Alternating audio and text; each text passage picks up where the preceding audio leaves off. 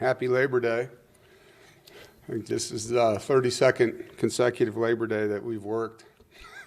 So, starting with the game Thursday night, recapping the win over Western Carolina. Obviously excited to be 1-0, and it was great to see our players, overcome adversity. Obviously, you never know how a game's going to be, but we did get to see a lot of things in that film, on that field, in that locker room. And I think, at the end of the day, you never apologize for winning a football game. Obviously, you'd love to play the way we did in the fourth quarter for 4 quarters, but that's not what happened. And so we were able to really see guys handle adversity, see them overcome things, go through the first game with the iPads, the headset technology. I loved how we finished, 21-0 in the fourth quarter. We had 22 players play for their first time in a Wolfpack uniform that didn't play for us a year ago. 8 new starters on defense took the field in that game. And so there was a lot of first-time things that I know we'll improve from, and a lot of good film to watch. Really valuable for us as players and coaches. And look forward to that opportunity. We were on the field last night, had a really good focused practice. It was great to be home and see the fans, 14 straight consecutive sellout in the stadium, and they were awesome. Lightning delay didn't impact anything, and so thank you for that. I was coming out of the tunnel and saw the students. I guess they held them out for a while. And when they let them in, it was like a waterfall of people coming down just with excitement. And so it's awesome to have that kind of fanfare. So thank you for that, for your support, for the noise. It was great to have DJ Burns back, getting the crowd going early. So just a really good game day environment. And so, the game ops people did a great job. On the game itself, offensively, from a positive standpoint, I thought we caught the football really well and ran with the ball well after the catch. There was a lot of explosive plays in that football game, and that was really, when your turnover margins are the same, the explosive plays are the biggest piece in the scoreboard. Our guys did a really good job making things happen after they caught the football. The time of possession, anytime you play an up-tempo offense like Western is, and our next opponent, time of possession is a factor. And keeping their offense on the sideline, we were able to extend drives. We didn't hurt ourselves with drops and penalties. We had no pre-snap penalties. Obviously, KC had an electric game, did a tremendous job creating explosive plays, doing things with his feet after the catch. I thought Justin Jolie really played well in that football game, did some really good things. I think him and Grayson have a good chemistry right now. As far as Grayson goes, obviously you never want to see an interception. I thought the way he responded, his next throw was a really nice throw and catch on the sideline down the field and to Wesley. But it's good to see him respond. I love the way he manages things, the way he communicates on the sideline, his competitive spirit. He was 65% in his completion rate, which is a pretty solid day. I know for him, there's some throws that a little more accurate on a couple passes, and he's got a 400-yard-plus day. And so things for him to work on. We were only sacked one time in the game, and it was a play that we scrambled on and would have liked to have seen him throw that one away. It was the one we ended up kicking the field goal on. I thought our run game early was not very good and improved and finished really well. Areas we got to do a better job, I think, just with the number of things that you see in a first game that you don't practice and being able to use the rules and tools that our guys have. But there was a lot of strain, a lot of finish. Guys played hard. We ran hard. And our guys on the perimeter, I thought there was some really good receiver blocking. Negatives, short yardage, 3rd and 1, 4th and 1, 4th and 1. We did not convert, an area that our program takes pride in, and obviously an area we're going to get better in from that. Twice we had plays called back for linemen downfield, and that can't happen. We got to do a better job coaching and the guys understanding in that area of our call sheet. And we got fortunate. We did put the ball on the ground 3 times in the game, and we're able to recover those fumbles. But we've got to protect the football. You protect the ball, you protect the game and the team. That's what complementary football is all about. And So, you get into these live things, whether it's a scrimmage or a game, and you see where technique and the littlest details are so critical. And so I think from that, obviously it's going to be emphasized, but sometimes you have to learn the hard way. And we did and got away with it, fortunately. Defensively, we had a takeaway to finish the game, a sack force fumble by Isaiah. I thought we had 2 interceptions we should have had. One to open the game would have been a pick 6. But, those kind of plays change football games. And being able to make your layups, as I call it, if they're going to throw one right at you, you got to make them pay for that. Really, the 2 plays that impacted us the most, there was 2 third and longs that, statistically we were really good on defense on third and long. And we gave up 2 third and long conversions that ended up extending drives and leading to points, an area that we've got to win. It's interesting because 4th and 1s are harder, and we were 100% on 4th and short on defense. And then you get a 3rd and 8 and a 3rd and 12, and they converted. So areas we got to do better. I thought, first game we tackled well. We only had 6 missed tackles in the entire football game. You never want any, but that's a good start to the season, really good. We had no pre-snap penalties on defense. There was a lot of hard count, a lot of cadence. The guys were very disciplined that way.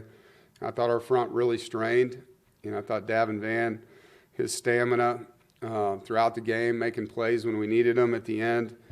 Brandon Cleveland, same thing. I think his stamina, those 2 guys have done a great job. Trevally Price of conditioning, able to, against an up-tempo team, be able to maintain their level of performance as they get tired. I was really proud of Jalen Parker. We had a targeting ejection on Caden on play 5 of the game. And Jalen's only played special teams here in his career and went in and really played well at Mike linebacker. So I was proud of him.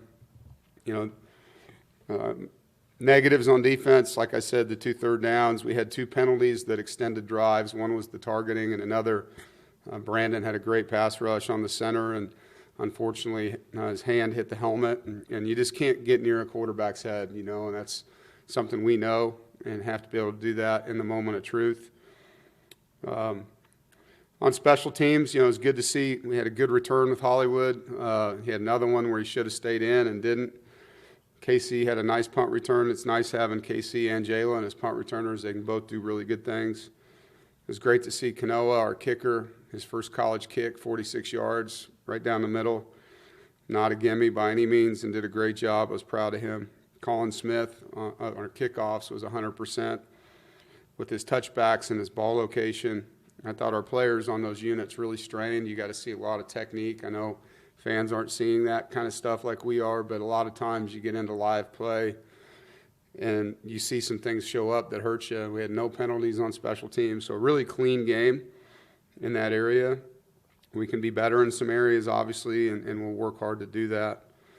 Now we get to go to Charlotte, and excited for the opportunity to play in Bank of America Stadium versus Tennessee. Really good opponent that dominated their opening game against Chattanooga. Explosive offense with really talented players, up-tempo system. Coach Heupel and their staff do a great job, making you defend 53 and a third and doing it in a way where it's not just dink and dunk. It's run game right at you. It's RPOs behind you. It's shots, screens, getting the ball in space, making you tackle, playing with tempo. It's a really good offense. And they're committed to running the football. They were 9th in college football last year in rushing. Defensively, have probably the best defensive front will play when you look at the depth and talent that they have on their defensive line. Not that we won't see other talented D-lines, we will, but with their depth, it's a strength of theirs, in my opinion. As you look at all the pieces that are on the field and the skill and, the names and things like that, the front's where it's going to be at. It's going to be a trench game to win it.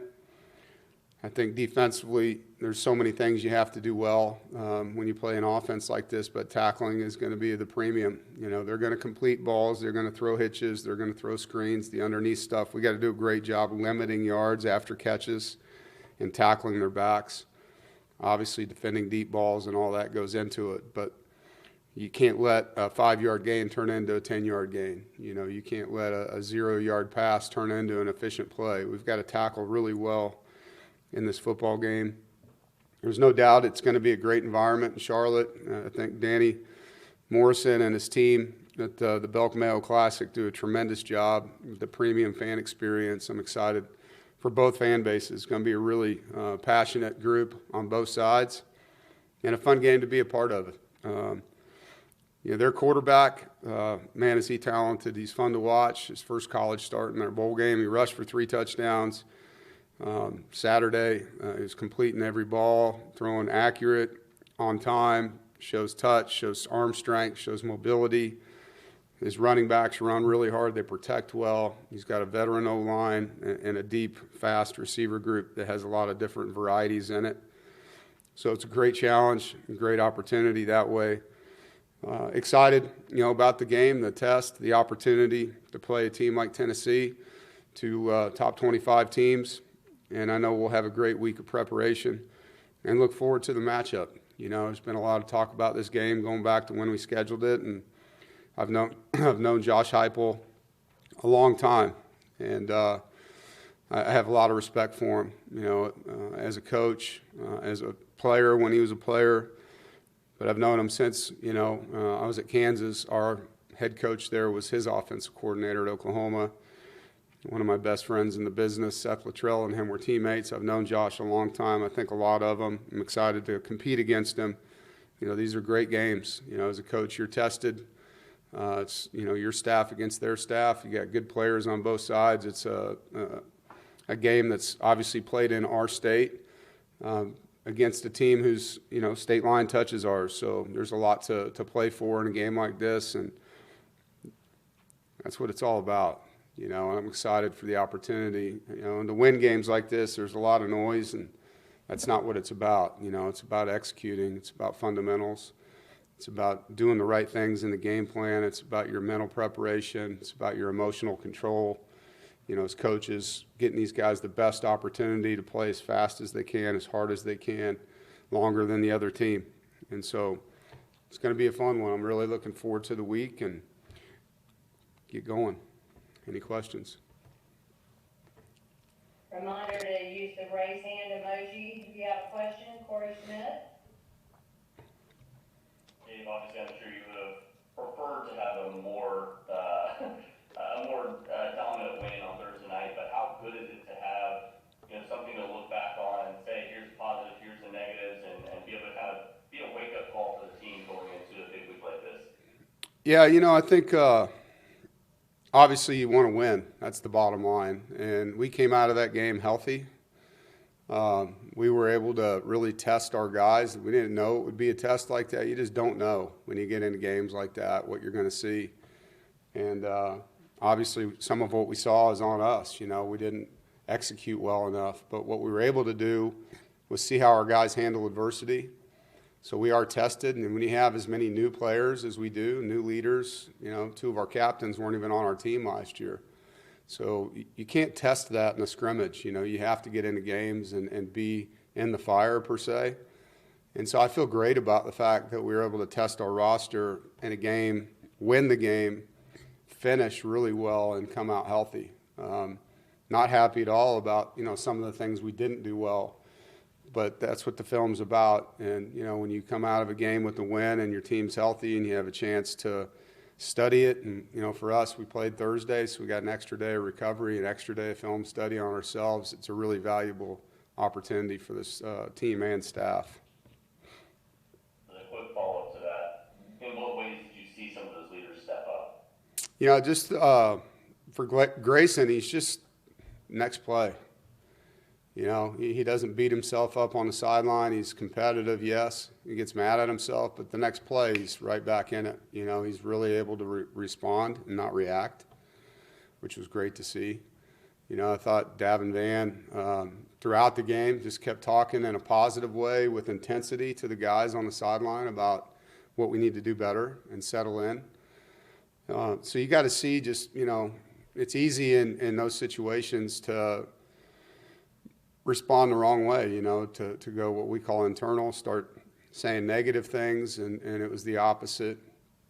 And the guys that needed to step up and make plays did. I mean, Jordan Waters will tell you he was mad at himself that he fumbled, and there was a lot going on in his head, and look at how he responded.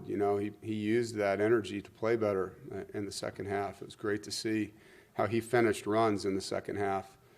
He was a man possessed, and sometimes when guys make mistakes, it really can waterfall into more and more and more negativity. And I felt like the guys used, their energy the right way in the game. And KC was electric, and every time he had a chance to make a play, he did. And so, when the guys you're leaning on can make plays, Davin with a sack, TFL on a third down, those are the guys that you count on, and it was great to see that. Thank you. Jaden? If we talked about, the iPads and the enormous communications, but what about the 2-minute timeout? How did that end up working or impacting the game on Thursday? Yeah, I think I've said this. We spent a lot of time going back to February as a staff, each of us calling different NFL coaches, going on NFL trips, visiting with NFL staffs, looking at their time charts. And so we were very involved in decision-making around the 2 minutes in both halves and what we should or shouldn't do, and also what we think the other sideline is going to do. And in some cases they did, in some cases they didn't. But it's an extra timeout that obviously is going to come at a certain time no matter what, and it allows you to do certain things. So there was a lot of thought around it. I felt very prepared. I know our staff felt very prepared, our players, but it is new and it is different, and it does allow you to use a timeout potentially a different way, knowing that you have another one in the bag later. But you felt like the outcomes after those timeouts, you thought they were good? Yeah, I thought they were really good. Noah? Hey, Coach, you talked about the running game in the first half, and it obviously wasn't up to your expectations. What kind of led to the struggles, I guess, and what was the difference, especially in the fourth quarter, being able to get it going? It's one thing each play. Offense, defense, special teams is 11-man football, and that's the thing. When 10 guys do something well and one doesn't, it's usually that one that creates the problem on the play. And if you go through the plays where we weren't what we call efficient, it was one guy, and one guy not getting his first foot in the ground the right direction, and so the guy beats him across his face, or it's one guy leveraging a block the wrong way. It's a running back maybe being a little too quick on his path and not letting the block set up. There's always one thing, and I just thought we started playing 11-man football better as the game went on, and that's the biggest thing. And it doesn't matter what side of the ball you're looking at when it comes to mistakes or not performing well. It's usually not a defense or an offense. It's usually a player within that needs to play it along with the other guys. That's what makes football so interesting, because it takes 11 guys in unison to have success. It really does. And we learned a lot in that game. Like I said, I think the first game and really the first 2 or 3, sometimes you're chasing because sometimes you're playing a new staff and you don't have a lot of film to study. And so a lot of the things you prepare for you're not using or going up against in the game. And so we were caught off guard, I felt like, a couple times with some things they were doing up front that they hadn't put on film. And that's good by them and bad by us, and we got to do a better job preparing for the unknown.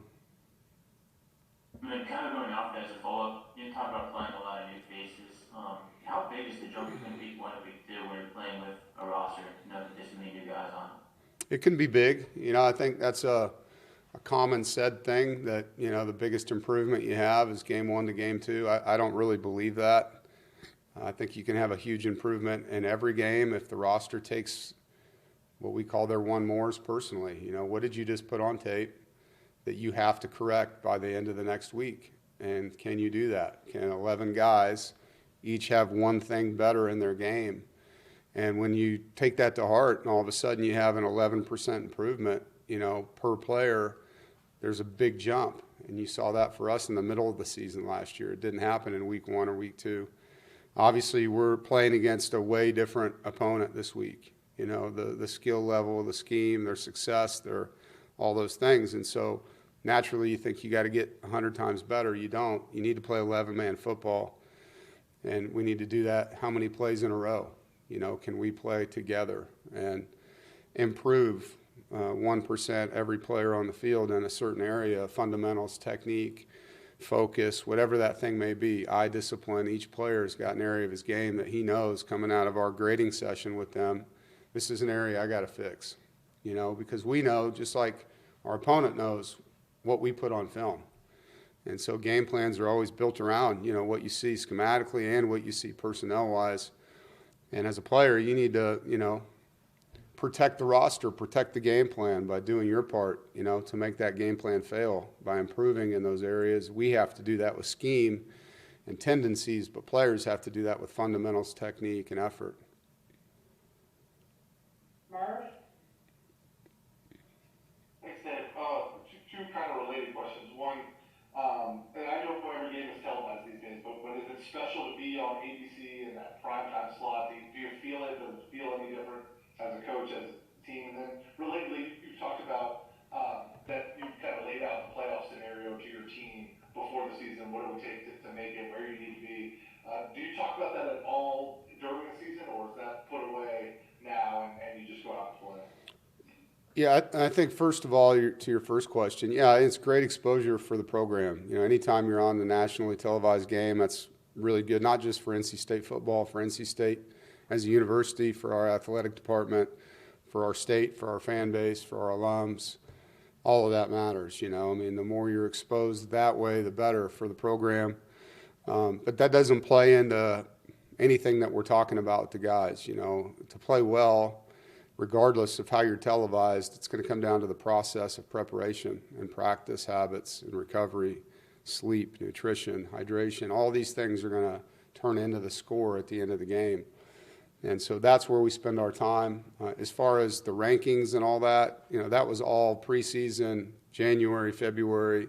Our guys know, and they know right now it's a one game at a time process, you know, one game at a time.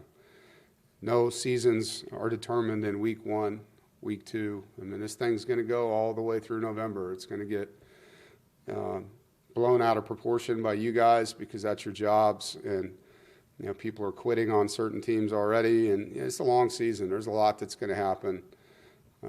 We went from 4-3 to 9-3 last year, you know, kind of forgotten to popular. And, you know, so a lot can happen in the course of a season. But every game on your schedule is a game that you want to win, and every game on your schedule is a game that's meaningful, you know, and this one's no different. Ethan? Coach, you mentioned Tennessee's talented defensive front, and it's going to give Anthony Belton a good chance to go up against some talented edge rushers. What have you seen from him in week 1 and the preseason that just makes you confident in that matchup? Yeah, I'm excited for AB. Excited for Jacarius Peak. All of our linemen have great one-on-one matchups, you know, this week. It's going to be a really competitive box. There's no doubt about it. And AB's ready for the opportunity. I know all these guys are excited to play against good players. And it's going to be fun. It's going to be fun to watch. You know how much I like watching the line of scrimmage. This game's going to be won and lost in that box. There's no doubt about it, you know. And so those guys are excited about playing against them, and I'm sure they feel the same way. You know, you got to play in that box every snap with great technique, with great strain. You've got to be fluid with the guys you're playing next to, and communication's got to be really good. And there's just got to be an elite level of technique and strain that's happening. Because you can against, you know, any good pass rusher, and we'll see others this year. You can't be off. You know, you've got to really do a good job with your fundamentals and your technique, and, you know, knowing if you're to the slide, away from the slide, if you got people helping you in protection, if you're alone. But those guys will be ready. Thanks. James? Yeah, Dave, you mentioned Justin Jolie already, his performance. I know the numbers catching the ball really pop, but just evaluate him as a blocker in week 1. Yeah, I mean, he's straining on the perimeter. He's working hard. You know, obviously You're never going to say a guy's a polished player all the way. There's things he needs to do better, displacing guys. But Justin's playing at a high level. He's playing fast. He's playing with confidence. Hated to see his touchdown come off the board because that was a great play design. And, yeah, I'm excited about Justin, and I'm proud of him. He's worked really hard. It's funny, we were watching UConn against Tennessee because they played him last year, and he was in the film. And so he's done a good job developing since he's gotten here. I was like, dude, I saw you on film. You looked a lot smaller. And he's gained a lot of weight. He's beefed up his upper body. And because of that, you're seeing him be able to fit into the run game a certain way that allows him to be physical. And just a follow-up, I know you were able to get Matt some snaps at tight end in week 1 as well. Just kind of evaluate his play. I know week 1 for him at that position. Yeah, Matt did some really good things. I think as the game went on, he got better and better. I mean, that was his first real game playing. He played 40-plus snaps in that game. And I think he really learned the value of, how precise his footwork needs to be. He's got great strain all the time. But, when you're a little bit behind in your first step or you step under yourself, you false step, and you give that guy an opportunity, you're going to lose. And so just how detailed he needs to be in his footwork, and I know that's an area Matt will work tirelessly to improve this week. Having, like I've told you guys, having him and Isaiah Shirley as bigger tight ends brings some different things, and Coach and I will do a lot, in the game plan to make it hard for people. That's what he does, and I think Matt will build and build and build. The more you play, the more things start to slow down, and you can anticipate things better, and your technique comes with that. And so I'm excited for Matt. I was proud of him in his first game. Obviously, there's some blocks that he can be better in, and I know he'll improve. Thanks, Dave. Yep. DC? My attention will be about Nico, but Dylan Sampson is obviously a very huge part of what they do too. How important is it to set up second and long, third and long? Yeah, I mean, when you're playing against an up-tempo, explosive offense, not allowing efficiency is a big deal. I think as those guys get first downs, the tempo only gets harder and harder. And so creating what we call off-schedule play calling for them is important, whether that's a efficient first down or an efficient second down on defense, creating long yardage third downs, and then getting off the field. Like I said before, that's the down where, if you can keep their offense on the sideline because you are winning the conversion downs and creating winnable third downs through first and second down defense, their running backs are good players. I mean, they protect the football. They don't fumble the football. They run hard. They don't have a ton of schemes. Their guys are good at blocking them. The backs are good at timing them up. And they do a good job, And so it's, like I said, it's a talented group with a good scheme, and they're balanced. A lot of these spread teams you play are not. They're not committed to running the football, and Tennessee clearly is. Jaden? I know guys always say, it's just another game, yada yada. But you have about 10 or 12 guys who are from the Charlotte Metro. How significant do you think it's going to be for them just to play back home this weekend? Yeah, I think we have 20 from Charlotte. And so, yeah, it's fun. Yeah, it's fun for them to be home, no question about it. Playing in an NFL stadium, too. I think all the players in both sidelines, those are great experiences for the teams. But, yeah, I mean, to play back in your home city for the guys that are from that area, it's always going to be special. And to do it in a stadium where they grew up cheering for that team in some cases probably adds to that as well. But it's an important recruiting area for us. We've always had success recruiting in Charlotte, and so our roster is represented that way. Rob? Yeah, I have a two-parter, sir. First, in regards to NC State, I know obviously everybody was marveling at Concepcion, but the other guys, Justin, Noah, Jordan in the fourth quarter, your other running backs in the first three quarters, do you feel like the pieces are sort of there for a multifaceted offense? I do, yeah. I thought, Noah and Wesley did a nice job catching the football. Terrell Anderson came in, made a nice catch on the sideline. Keenan Jackson was open on a post. That was one of the plays we missed on a completion. And so we have a good rotation there. Dakari Collins obviously is a guy that can go, make plays on the perimeter and is a really good blocker. And then there's a rotation in the backfield. I thought Kendrick ran the ball really hard. Hollywood had a couple explosive runs. And so there is depth and a rotation that allows for guys to stay fresh. It's definitely not going to be an offense that can only go through one player.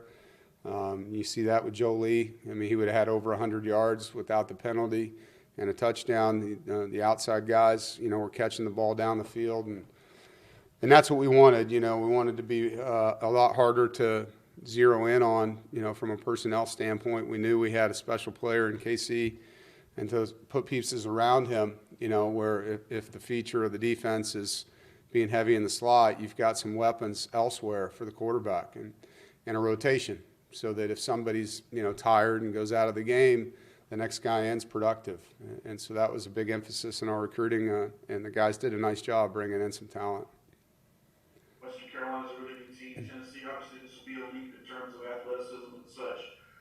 Do you see value in this game from a national perspective, not only from a national perspective, but also say 2 weeks later you have a game down in Death Valley? Does this game give you value down the road as well? Of course. Yeah, I mean, this is one of the most talented, if not the most talented rosters we'll face, and in the regular season for sure. And so there's value in that. Your players going up against elite guys on their sideline. There will be crowd noise. I know it's a sold-out game, and both teams have sold their allotments, and so you're going to have some noise. And obviously Death Valley is going to be a loud place to play. So it's a great game from the standpoint of getting us ready for the ACC and being on the road and crowd noise against Clemson in Week 4. But each one of these games, like every one of them, is a building block, for what's coming. And if you're not getting better each week, then you got a problem as a football team. And we got to get a lot better from Week 1 to Week 2. Jordan? Hey, Dave, you touched on how dynamic of a quarterback that Nico is. That game against Chattanooga is really the only game he's played where the offense was tailored to him, that he had all of their offensive weapons available. When you do only have kind of that one game to go off of, how does that impact the scout on him? Yeah, I mean, you're kind of leaning on the Iowa game for some of it. You look at their spring game knowing that that's DNA and kind of vanilla, and then you have the opener, and he only really played a half of football. So, but you can watch Coach Heupel's offense for a long time, and see what it is. And the players within it obviously are going to be what makes it go. But the scheme itself hasn't changed a lot over the years. It's just the guys that are playing in it and what they're capable of doing. But it's Week 2, and Week 2 in a game where they only played 50% of the game with their starters, and so there's going to be some adjusting. There's going to be some unknowns, and that's just how it is. And it's going to be the same for them with us. Our offense is going to evolve too as the season goes on, from Week 1 to Week 2 in particular. So that's part of the coaching. You get on that sideline, and now you have the iPads. You see what they're doing, and our guys got to do a great job within the game of winning their one-on-ones, tackling, and using the rules and tools of each side of the ball to adjust to things that we didn't practice. Going to take 2 more. Noah? Coach, DJ Jackson got in for the first time Yeah. against Western Carolina. What's it been like, I guess, watching him over the last, 2 or 3 years, going through what he's gone through, and then finally get to see him, out there on the field in uniform? First of all, I'm really happy for him. It's been a tough 3 years. He got hurt his senior year of high school before he got here, and then he was hurt 2 consecutive years for us. And so it's been a long time since DJ could be himself on that football field. I'm really happy for him. And he's playing well. He's straining. He brings a different type of guy into the game than B. Cleve.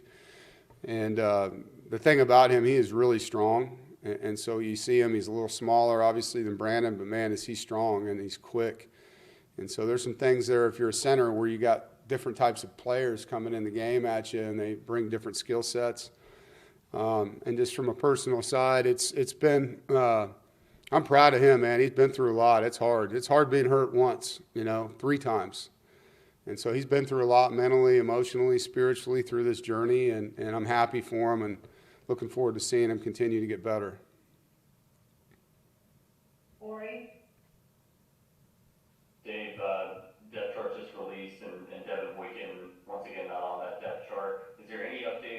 his status currently stands, and any news on Jihad Carter and where he stands going into this game too?